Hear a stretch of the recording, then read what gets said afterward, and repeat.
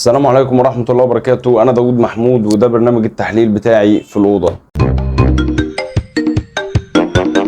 بسم الله الرحمن الرحيم. نبدأ الحلقة. فوز الأهلي الحمد لله 1-0 على المصري، ومن ناحية تانية تعادل بيراميدز مع الزمالك الحمد لله. دي آخر حاجة أنا قفلت عليها، معرفش حصل حاجة ولا لأ، بس المهم إن احنا خدنا 3 بونت بتوع المصري الحمد لله. ماتش النهارده مستواه فنيا مش احسن حاجه بالنسبه لي ومش وحش، انا مستوى متوسط. الماتش اصلا ما كانش فيه تفاصيل كتير، انا مش كاتب حاجات كتيره جدا هنا في الماتش كان عادي، رتمه عادي جدا. ناخد الكره شويه، هما بياخدوا الكره شويه، بنعمل هجمه ما بتكملش، هما بيعملوا هجمه ما بتكملش، مفيش هجمات خطيره قوي للدرجه ان احنا نتكلم مثلا عنها، مفيش مواقف حصلت. بس فانا هتكلم على بس شويه نقط كده، وعلى قد ما اقدر مش هخلي الفيديو طويل. ليه بقول كده؟ ان انا هحاول على قد ما اقدر ما اعصرش في الماتش عشان الفيديو ما يطولش، لان انا الفيديوهات اللي فاتت اللي انا نزلتها صراحه يعني مش هكدب كنت بطول وبعصر على قد ما اقدر علشان اطلع حاجه اتكلم فيها. دي كانت حاجه ممله، انا كنت ممكن الموضوع اطلع موضوع معين اقعد اتكلم فيه كذا مره في الفيديو، بس الصراحه يعني حركه انا خدت بالي ان هي مش لطيفه خالص. الكلام المفروض يطلع يتقال مره واحده ما يتقالش تاني. انا عارف على قد ما اقدر مش هعصر في الماتش ومش هعصر في الماتشات بعد كده، هتكلم في نقط يعني ممكن الفيديو لو صفصف معاه على 8 دقايق مش هيبقى حاجه وحشه. المهم ان هم يتشافوا كلهم، مش حاجه زي اللي انا عامله ده مثلا 22 دقيقة صعب، يعني صعب ان حد يتفرج عليهم كلهم. فهنبتدي واحدة واحدة كده مع بعضينا نتكلم في مجريات الماتش، وهحاول على قد ما اقدر ما اعيدش في كلامي تاني. اول الحاجات اللي انا لاحظتها في الشوط الاولاني ان امام عاشور بقى بيتحرك بشكل حر اكتر من العادي. طبيعه اي حد موجود في النادي الاهلي ما بيبقاش بيلعب لوحده، ما بيبقاش دايما عنده هو الاوبشن بتاع ان هو يعمل حل فردي، دايما بيركز على مصلحه الفريق ويركز على مصلحه اللعيبه اللي حواليه، ومش بيلعب لوحده مع 10 لعيبه تانيين. امام عاشور من ضمن اللعيبه برده الحريفه اللي لما جت الاهلي ما شفناش منه الحرفنه اللي هي احنا مستنيين من امام اكتر من كده بكتير على فكره، او انا مستني من امام اكتر من كده بكتير، بس احنا بنلعب كسيستم. فالنهارده شفنا امام بيتحرك زي ما قلت كذا مره بشكل عشوائي، اعتقد يعني ان حد قال له بره يلا اتكل على الله، في حاجات غريبه امام عملها. فانا شايف الصراحه يعني ان محدش يخليه يلعب فري تاني، يعني تلعب مع المنظومه وهتاخد تعليمات برده بان انت ترقص في الحته كذا، تعمل مش عارف ايه بتاع الكلام ده كله، انما انت تخش تعمل كل الكلام اللي انت بتعمله ده حل فردي، لا ما تعملش الكلام ده.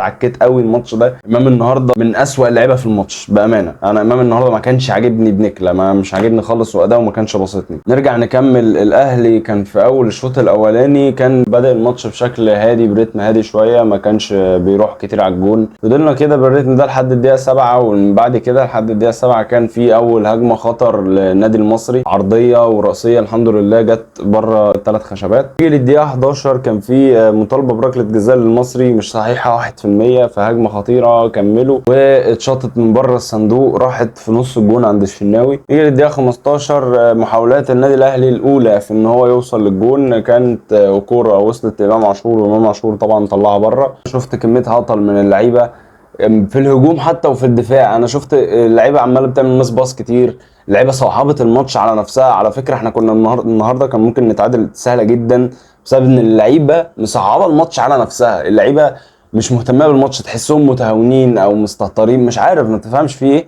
بس ما شفتش اللعيبه بتلعب كويس. بس الحمد لله يعني الحمد لله ربنا ستر.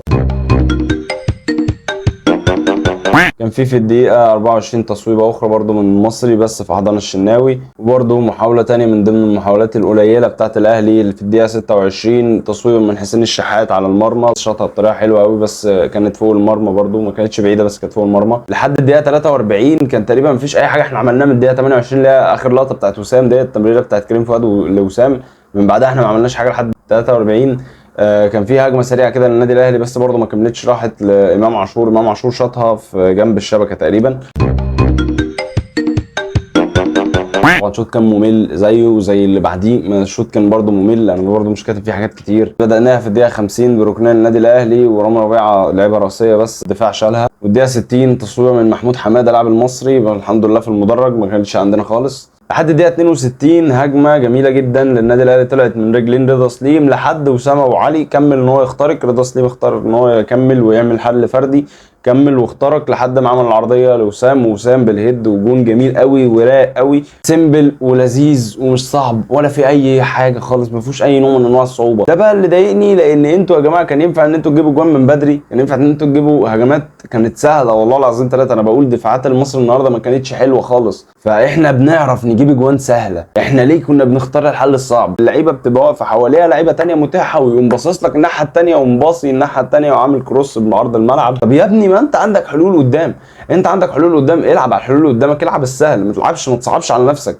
تصعبش على نفسك وتصعب على اللي معاك ليه؟ والفكره ان اللي معاك هم ذات نفسهم بيصعبوا على نفسهم. بس يعني الحمد لله اهو دينا جبنا جون الحمد لله، وده اللي احنا طلعنا بيه من الماتش. يعني دقيقه 68 تصدي ممتاز من الشناوي، 10 على 10 شناوي بامانه، تصدي جميل قوي. كانت ركنيه اتلعبت من المصري، حصل في دربكه كده وصلت للاعب من المصري شاطها على الشناوي، الشناوي شالها بطرف ايده كده وهو واقف ما نطش حتى عليها. وده برضو من الحاجات اللي كانت هتخلينا ان احنا نتعادل في الماتش، لان انا بقول لك اللعيبه كانت مستهونه بالماتش، واللعيبه كانت مصعبه الماتش على نفسها ومصره ان هي تروح في مكان مش لطيف في الماتش. يعني كان ينفع ان انتوا تخلصوا بدري.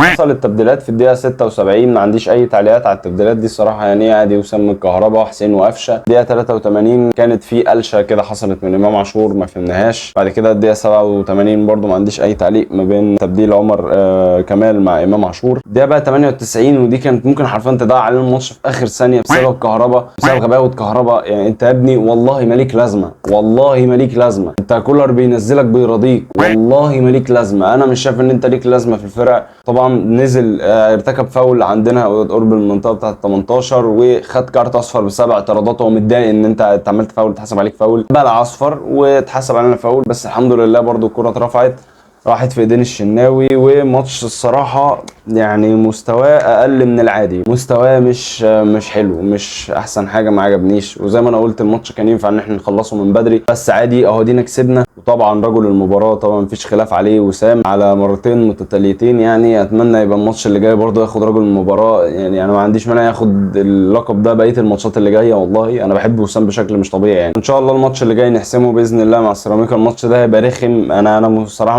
مش متفائل، انا متشائم من ماتش سيراميكا كليوباترا جدا الصراحه. بس وهي دي حلقه النهارده، واتمنى ما كنتش تقيل على قلبكم. والفيديو اللي جاي هيكون فيديو مختلف شويه، احتمال هبقى قاعد مع صحابي كده وهنتكلم احنا على الماتش كلنا، احتمال، انا مش عارف، ممكن كده ممكن يحصل كده، وممكن اجي اعمل الفيديو هنا في الاوضه عندي، ما اعرفش. بس بنسبه كبيره ممكن يبقى الفيديو اللي جاي فيديو مختلف. يعني ماتش تحليل سيراميكا كليوباترا مش هحلله لوحدي، ومش هحلله في الاوضه، هيبقى في مكان تاني. يلا السلام عليكم، ويا رب نخش الجنه كلنا. باي باي.